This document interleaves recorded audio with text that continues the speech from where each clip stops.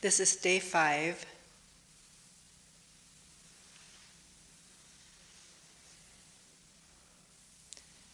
Of the April 96 7-day retreat in Springwater.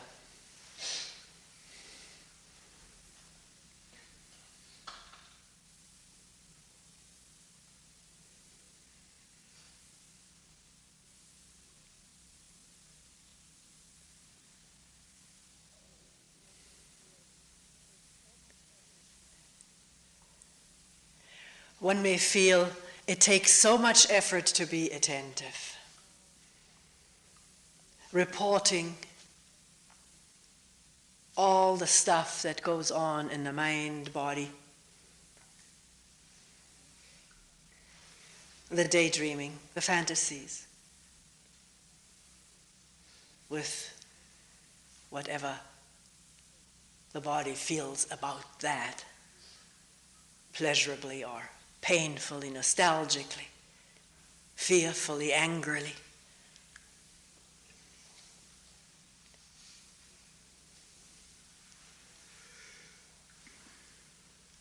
Or the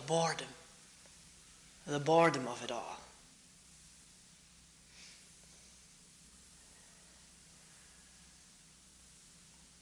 Tiredness during the first days, maybe tiredness on the 5th day.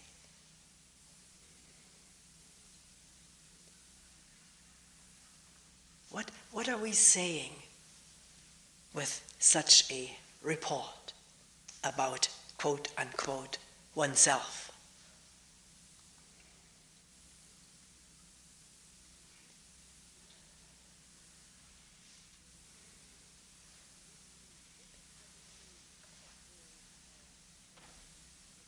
Are we saying this is what is being observed or heard in the listening, in the looking?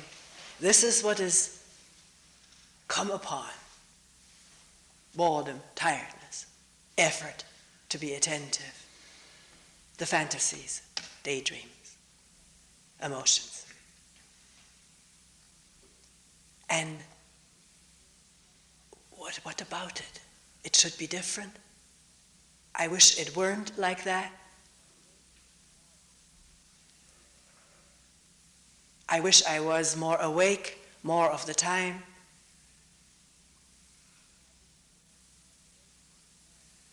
Less effort, more clarity. That's what we're saying, isn't it? It's so difficult, or it seems so difficult, with the conditioning we bring to this, to just see what's there and let it go. Let it be. Let it do its thing, or let it have done its thing, because at a moment of seeing without fretting about it, or worrying or judging, it does go. That's the magic of this moment of attention.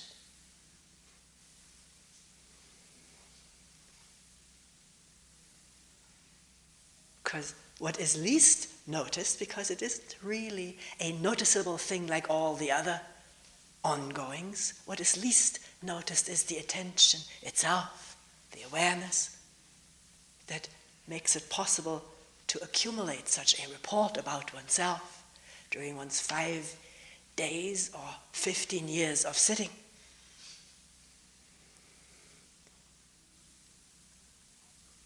There's attention there. There's awareness there, but it gets avalanched by what we wish was revealed in attention. We have expectations, ideas about how things should be, and an aversion to seeing plainly what is there. Because we have a very strong idea about how we should be, what we would like to be like. And it does not coincide with what is discovered. That causes pain and an avalanche of thought about oneself and about this sitting, about the attention or the no attention. Constant comment, which itself can light up in awareness like a fine cup of tea.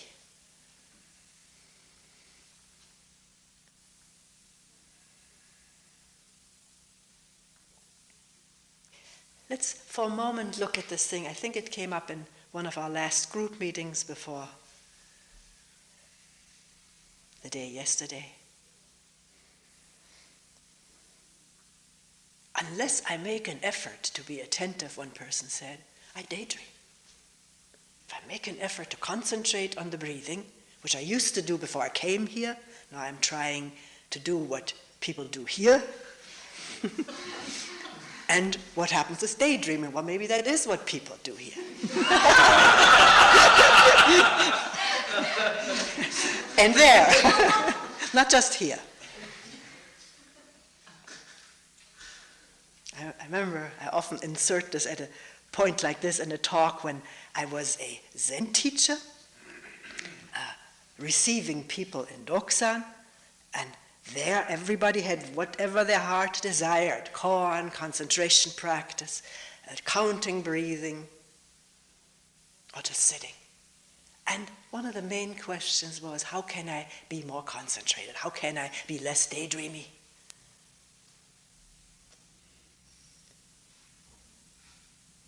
How can I bring up more effort? More faith in this practice?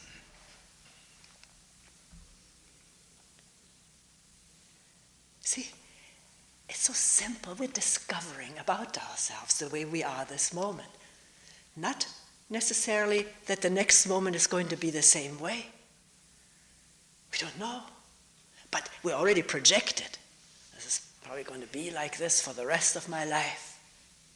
And it's a big mistake to assume that, because our projections are very often self-fulfilling, partly because we also want to be right.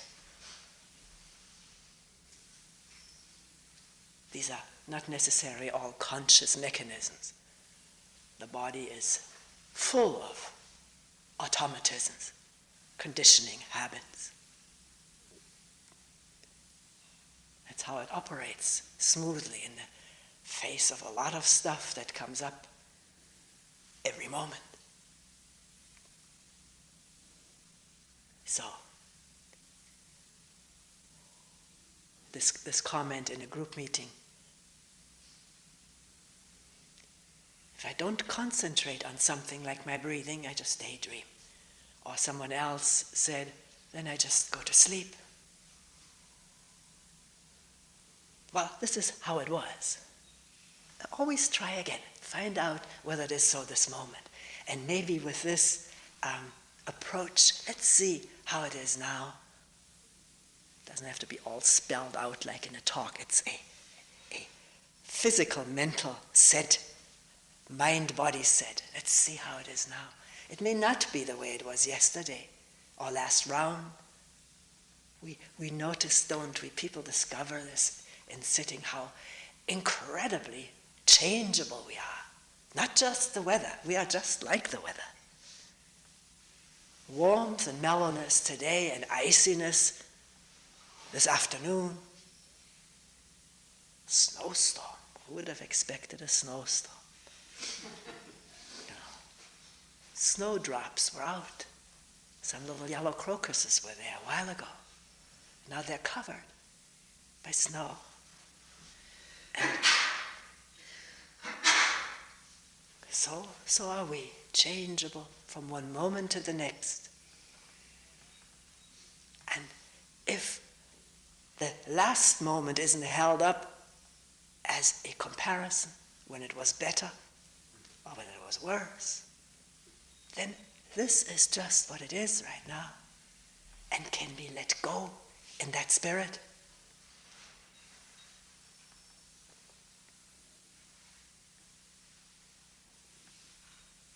Now, anyone here, I need to say it again because we are also very programmed to make an authority out of a person, or we try to clarify the words.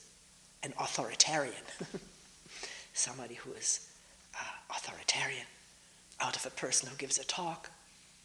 We have learned to gauge ourselves and judge ourselves by words which are not even meant to be used that way.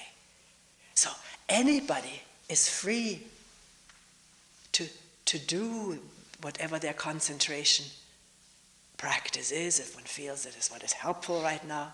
I don't want to daydream. I want to attend to the breathing and observe porously, if possible, what it is with this concentration. Does it really work? Or, as somebody else in the group meeting said, may it just sort of papering over some deep discontent or restlessness that one didn't want to face in the first place and therefore went off into daydreaming? And from daydreaming to concentrating, but just not to face the boredom of this moment, the restlessness, the unexcitedness of this blah sitting. But one can give attention to anything. Everything is worth being felt and heard and seen in a simple way without making more out of it than it is this instant. The next instant it's already different. So what is boredom?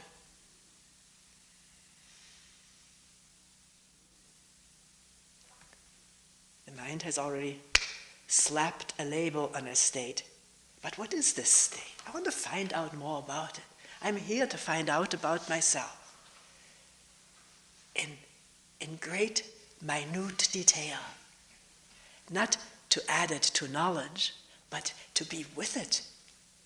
And it's amazing to the extent that there is more attention or awareness, meaning more energy available on day 5 than maybe on day 1 or 2. The more subtle details do reveal themselves because one isn't flitting away from it instantly into something else because this is not what I want.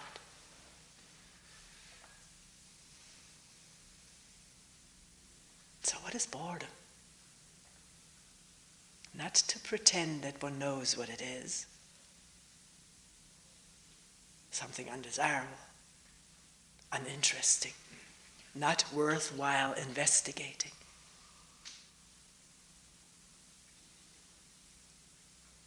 And you may find it is the miracle of this moment. The moment you say, well, what is this really? Let's leave the knowledge aside.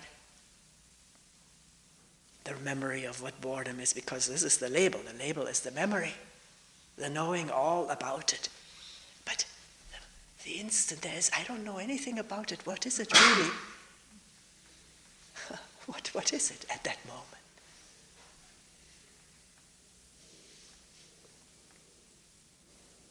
Wanting something different than what is there. The longing for excitement or stimulation, away from the lack of stimulation. And what is this lack of stimulation? I'm using words, and that's tricky, because the investigation itself is not necessarily verbal. It just uncovers mind-body state in its ever subtler aspects, bathed in some attention, because I want to find out. And if I want to find out something, attention is there.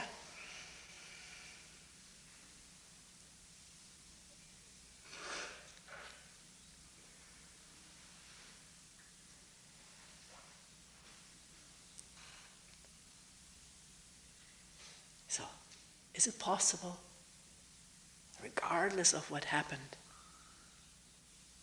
up till now,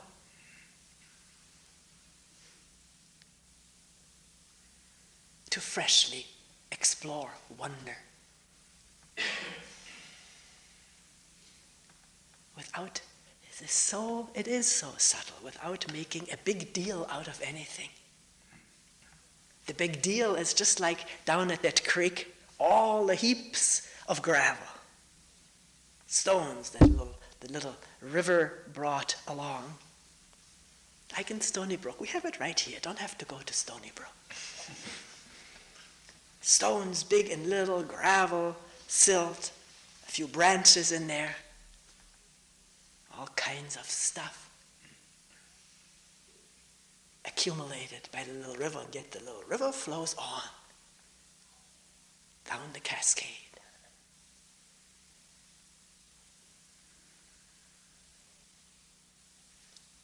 So, it's not making a big deal of all of that stuff.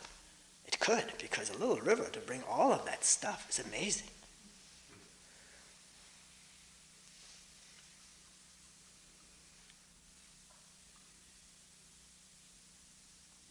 And in each human being there is this capacity to flow with what's there and not holding on to it or grasping it or rejecting it, just letting it move and be and appear or disappear, it doesn't matter. No need to identify with it. And that's the biggest hindrance in our mental and physical makeup, identifying with what this body displays physically and mentally, to identify with that. Identifying meaning thinking, oh, this is me. How wonderful or how horrible.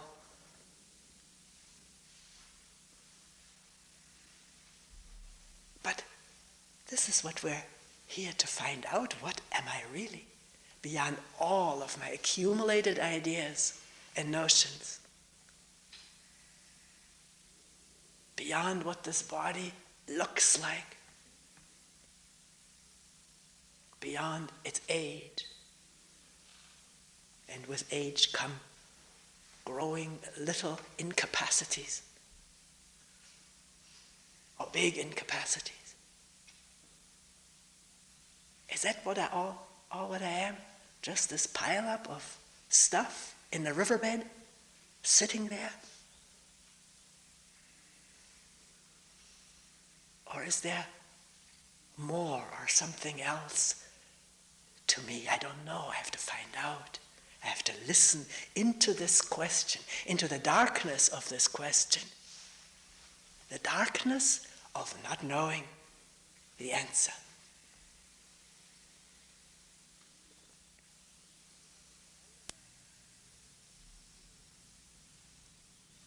Allowing all the while the stuff, the daydreams, the emotional contents, the memories, to reveal themselves and left aside.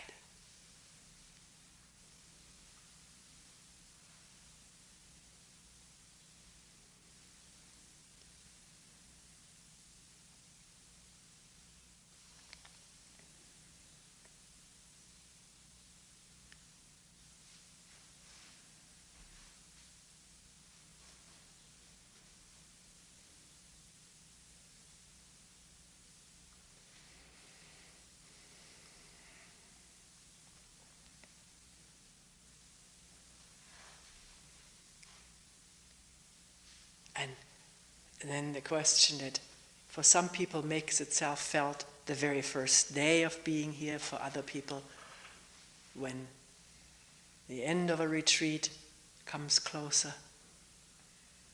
And some people have already left. For them the end of retreat was today. How to realize some of this stuff, and realize meaning making it real in my daily life. Is that at all possible? It seems so impossible to touch that spacious quietness in the tumultuousness and work of one's daily life, the exhaustion, the exertion, the noise, at work, and at home.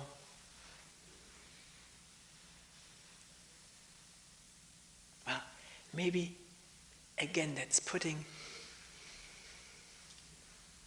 the wrong question first. The first question as one goes home is the same as here. What is this moment like? What is happening right now? What am I doing? How did I just sound? What is going on as the buttons are pushed? And with not how can I get this quietness back? Where is it? I should go back to Springwater and the mind full of daydreams. Rather, practically, concretely asking, what's happening right now? And maybe pausing an instant, because that question brings a pause very naturally in its wake. What's happening right now? The upset, the momentum of the upset, or whatever is happening. Maybe the too muchness of the impact on the nervous system. Pausing and feeling it. This nervous system is capable of tremendous resilience. It can take much more than we think it can. It has a tremendous adaptability, as many of us experience. So not to worry about it. Just watch it. Is that what gives the quietness a moment of wondering? What is happening? Not wishing there would be enormous quietness and stillness outwardly and inwardly.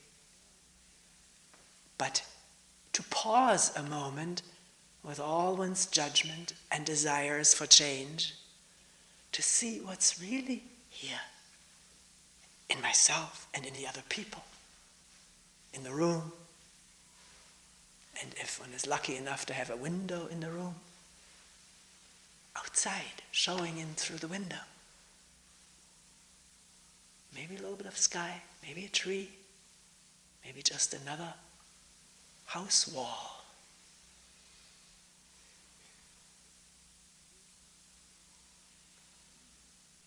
So, is it possible for you and me, ordinary people, to pause a moment in the midst of a tumultuous daily moment?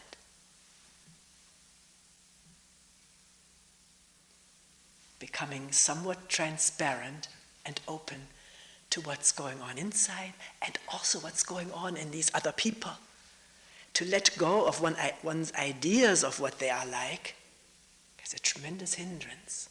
To know what they are like from the way they've always been or seems to have always been. And an opening question. What is it like for him or her right now in this agonizing relationship here of conflict or misunderstanding? See, we could use our creative imagination right now, imagining that we were empty of story about ourselves, empty of idea with all of its buttons. The ideas are the buttons that are being pushed. Of course, it immediately translates itself physically.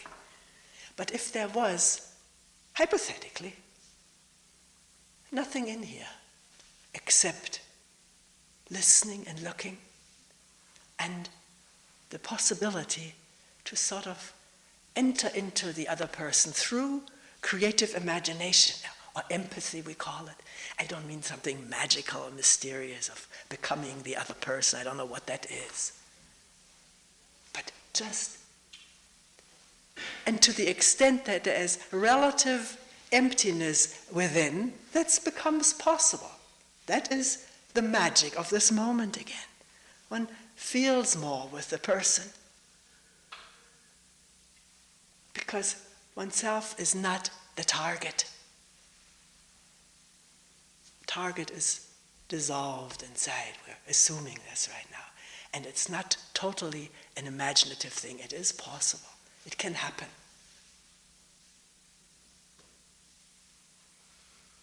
But we're using this exercise right now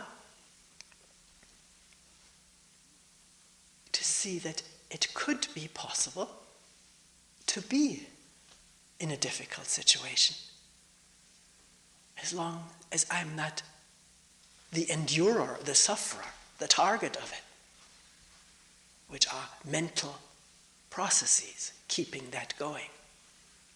Me, the victim of it.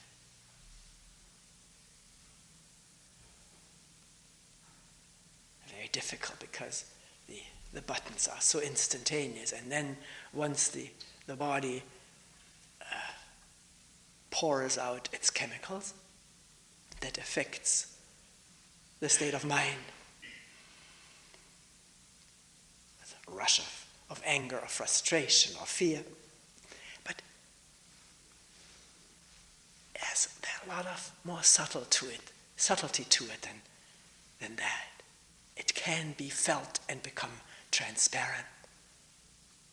And even though it has been provoked, has started to operate, it doesn't have to keep going the way it did yesterday. Because it's more obvious what keeps it going. Mental processes of victimizing oneself or hating the others for the way they are. Over and above the concreteness of this situation right now.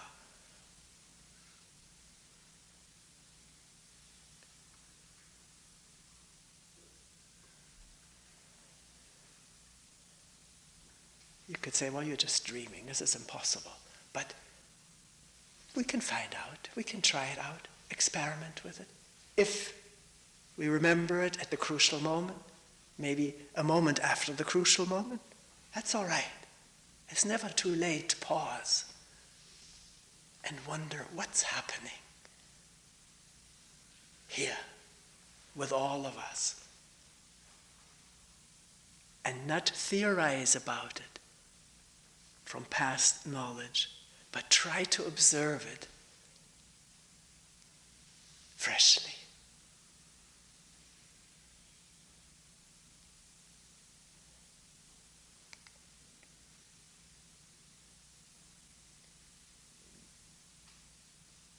Is this what could make an impossible situation, work situation, home situation?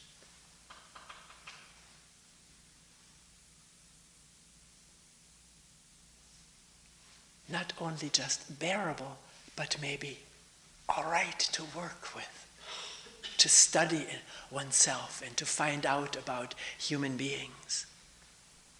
Because isn't this what is our fundamental urge?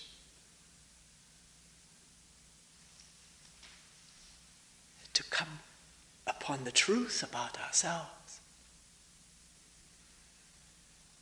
Not just these surface phenomena which seem to occupy most of our energies and time.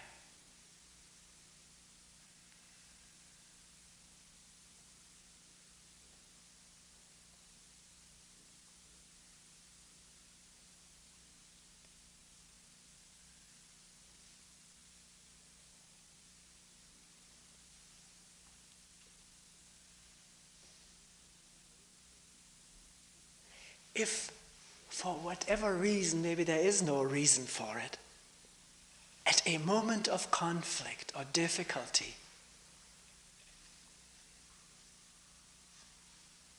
it dawns the realization of one's intrinsic, essential emptiness. It transforms the whole situation, the whole moment is transformed. It becomes light.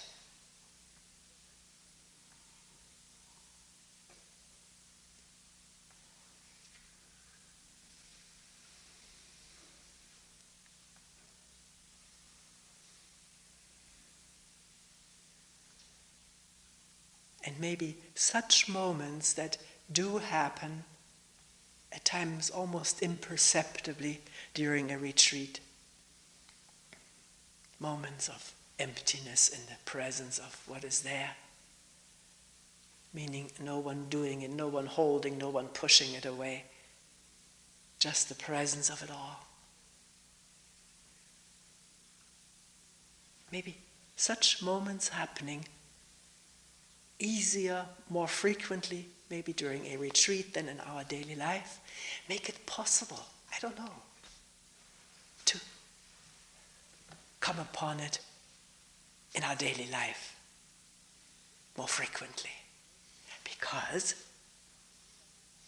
this body is learning something all the time without anybody teaching it. It is learning in sitting with the daydreams, with the boredom, the tiredness of it all, the non-progressing,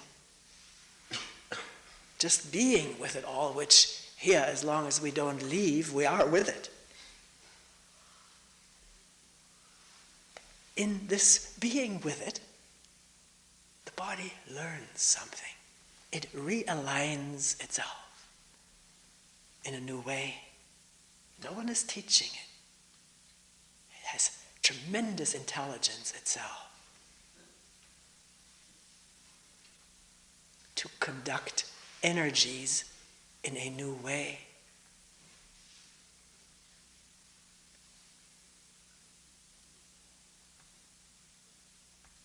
And receive input in a new way without maybe immediately having to conduct it through the cortex, to know all about it, to compare it, judge it. It is like that.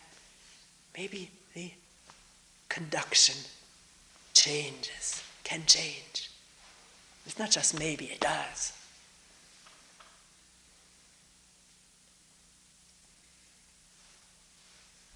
Which allows this openness of the senses to see what's there this moment without making it into something it is not due to past impressions sort of imposed upon the input.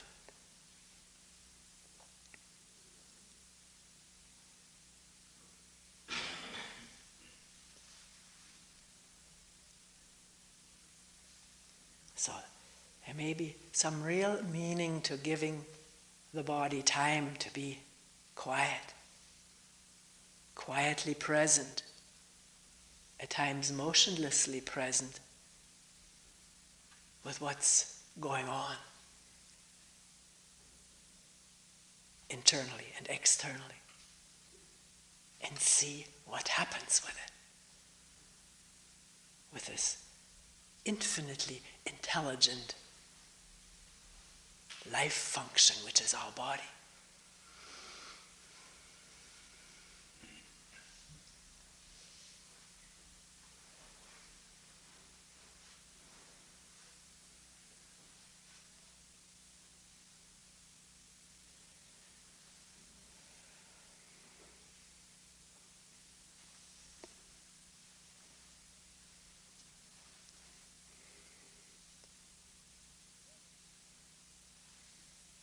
So right now, sitting here together after some 30, 40 minutes of talk with attention given to it, not all the time. No one is perfect and needs to ever become perfect. What is the effort right now, or is there any effort in hearing bodies move, someone yawning, in listening right now to the breathing? Right now.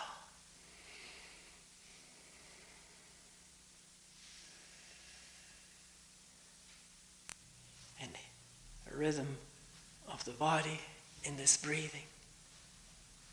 The sensations where the bottom is touching the back of the chair or the mat.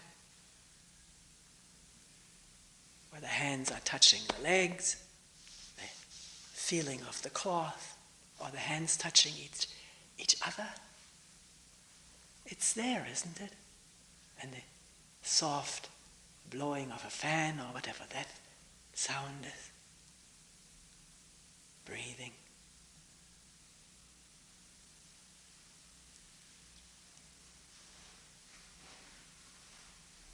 Is it there? Are there comments about it? They're there. The sounds. Is there an effort made to hear them?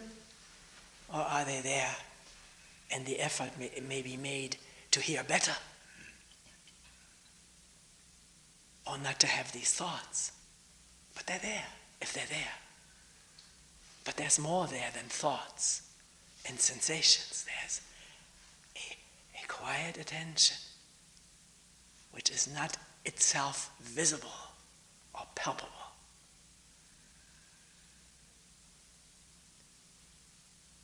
It just makes everything else palpable and visible and audible quietly.